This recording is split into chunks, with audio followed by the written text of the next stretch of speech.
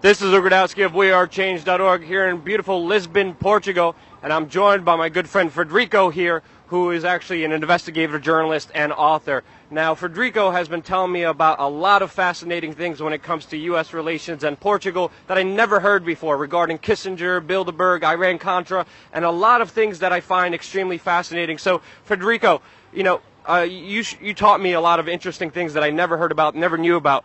What to you is the most important thing that you think is being censored and also that the American audience is not getting? Well, actually, thank you very much for the opportunity, because I've seen your work on the internet, and it's great for you to be in Lisbon finally, because this is the place where you should have been a long time ago.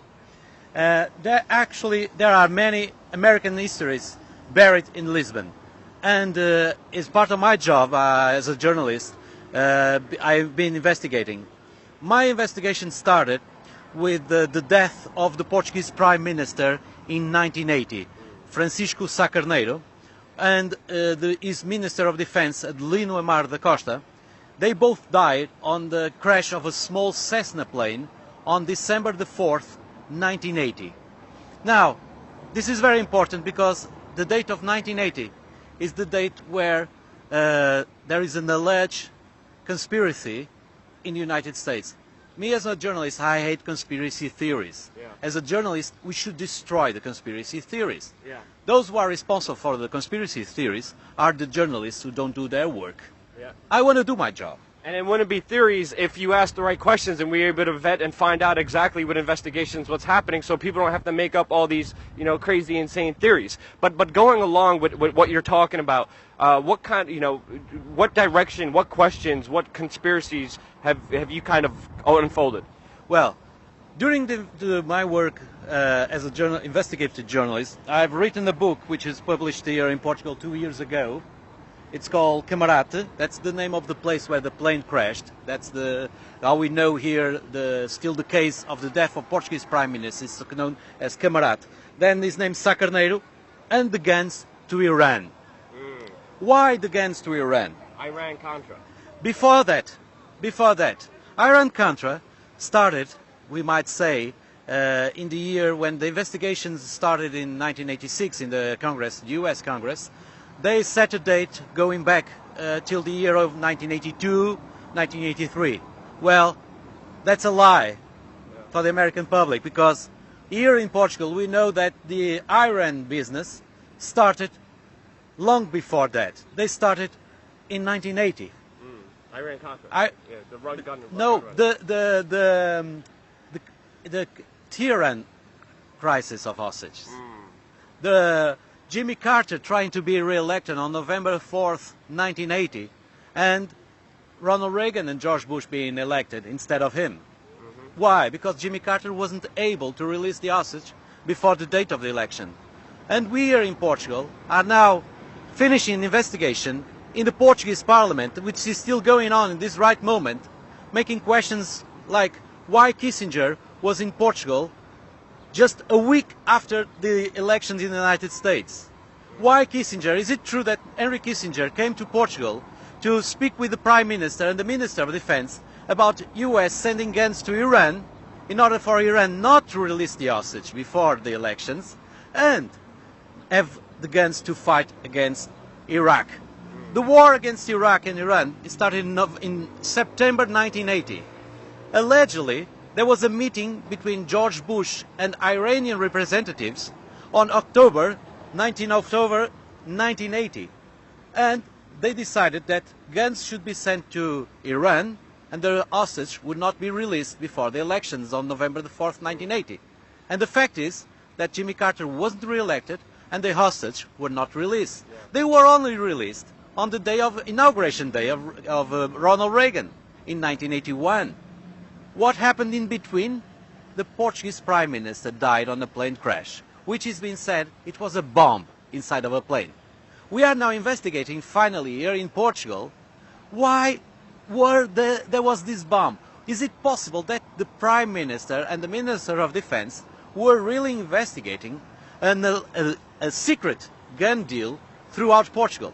And now that takes us back to Iran-Contras, because during the Iran-Contra we knew that Portugal was used as a third country to send guns from Israel to Iran. So we might ask, but were they business doing also before the elections in 1980? I might say it's not my conclusion, but all my investigation points out to one answer. Yes, yes. And I will show you how, even with books from United States. Yeah. So what's the best evidence you have? Well, for instance, let me give you my best evidence is memory. People have to have memory and make the right questions. This is what I have as in facts. I have this book from Oliver North, okay, it's known, and in a certain point, in page 26, he says, my own operational involvement began 3 months later when on the afternoon of November 17, 1985, the phone rang in my office. The caller was General Itzhak Rabin, Israel's defense minister and the military genius behind this country. Rabin got right to the point. We have a problem, he said. And Mark Verlaine said, you could help me. He then outlined the details of an Israeli shipment of American-made Hawk missiles to Iran, which had been refused landing rights at the European airfield where it was supposed to be transferred to another plane. Oliver North doesn't say there which country it was, but in the book A Spy for All Seasons by ex-CIA chief Duane Claridge, he then says, here on page 309, sorry, take your time. Yeah, don't worry. Yeah, you should have to get. He then says on the beginning of chapter 18, the Iranian episode. On November 22nd, 1985, I got an early morning call at home from Oliver North. He said, look, I've got a problem, and it involves Portugal. I needed to see in the office as soon as possible. I'm going to need some help with the Portuguese government. Now, I'm Portuguese. I know who was the Portuguese government on those days. Yeah. And I know who are they still today. And they are the same guys. Wow. They are always the same guys. I'm not going to be into details. Maybe one day I could speak to an American audience with more details and to see the enormity of this situation. But just to give you some hint, I have also here with me, and this is official, everything is official, some documents, which are the original documents made from the National Security Archives from the Iran-Contra scandal, okay? And one of the persons that these two men were talking with, his name was Manushar Ghorbanifar. He was an Iranian arm deal, and we have here, on page 276 of this book, an unclassified document from the CIA. It's a background report on Manushar Ghorbanifar. And on the beginning of it, we can see that he had several other names. One of them is Manuel Pereira, which is a very Portuguese name. And it is said that he speaks as excellent Arabic and English. He has had a Portuguese passport in the name of Manuel Pereira, issued on October the 3rd, 1980. Now this goes into the heart of the October surprise. This goes 2 weeks before the alleged meeting with George Bush and Iranian officers. This goes back to the Portuguese being Prime Minister investigating. And this also takes with another name, a name very famous to the United States, and here in Portugal also, Frank Carlucci. Frank Carlucci was the American ambassador to Portugal from 1975, which is after the Portuguese Revolution, Democratic Revolution that ended the dictatorship, and he was here till 1977. And he went directly from the office in Lisbon to the office in Langley. He became deputy director of CIA. Right there, right on the spot. And while he was here in Portugal, everybody was saying that he was CIA. I also have in my book, that was given to me by a person which is the nephew of Frank Sturgis. Frank Sturgis was one of the Watergate burglars. He was here in Lisbon in 1977. Why? Because he was working against the communists in Africa with the help of Cubans from Miami to fight the Cubans that were helping the Angolan government in old Portuguese Africa. Yeah, a lot of people don't know this, but Cuba and anti-Cuban rebels were fighting in Angola out of all places, and you know this history is really missed. But this Frank Sturgis' nephew What did he give you? What information did he provide you? Jim Hunt, that's his name, he lives in Ohio. He gave me some writings from his uncle's diary that were written in 1977 at the Ritz Hotel in Lisbon. I have these writings here. You maybe, I don't know if you can shot them, but then you probably, I will send them to you for you to see.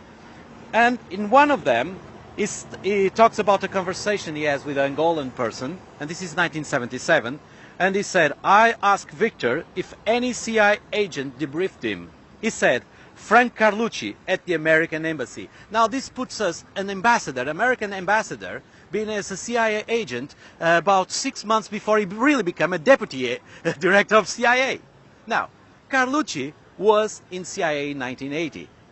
And he didn't like it. This is public here in Portugal. He wasn't very friendly with the Portuguese Prime Minister Francisco Sá Carneiro. He preferred, which is a good friend of his, and he recently came to Portugal 3 years ago. He even met with him. His name is Mário Soares. He was a former socialist leader, and he became President of the Republic in 1986.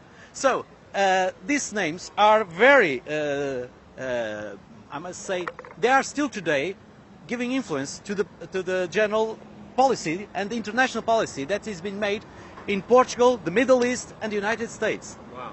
And this story is buried here in Lisbon, waiting for you American journalists to find that out. We are still investigating many of these facts in the Portuguese Parliament. I will keep you informed now that we know personally. I will do my best to keep you and your audience informed about what's going on. Your link will be in the description below, how people could contact you, and definitely next time I have a rendezvous with Mr. Kissinger, I think it'll be interesting to ask him what he was doing here. But just to wrap everything up, you know, obviously CIA had their hands here in Portugal, and they were using it to ship arms through Israel, through Iran. They were funding both sides of that war. It looked like the government here, the Prime Minister was investigating. His flight came down, and, you know, him and his staff died. Which is another big mystery, and they're still all investigating this right now here in the Portuguese government.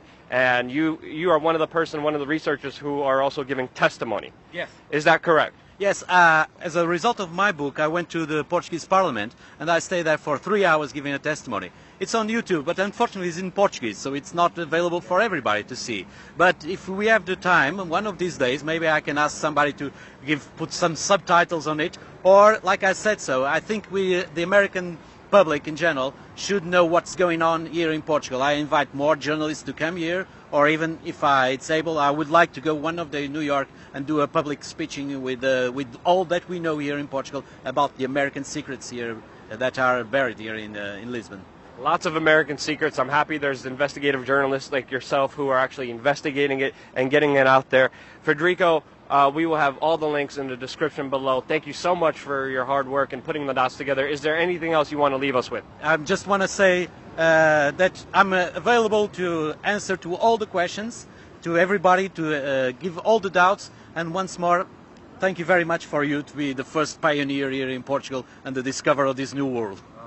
It's definitely a new world, lots of secrets, lots of mystery. We're reporting for you here in Portugal and all over Europe. Thank you again so much for watching. Hope you enjoyed this program. If you do, click like and subscribe. We're going to have a lot more videos coming to you again. And don't forget to check out Frederico and his book and his excellent information that he's been providing to you here. I'm over and out.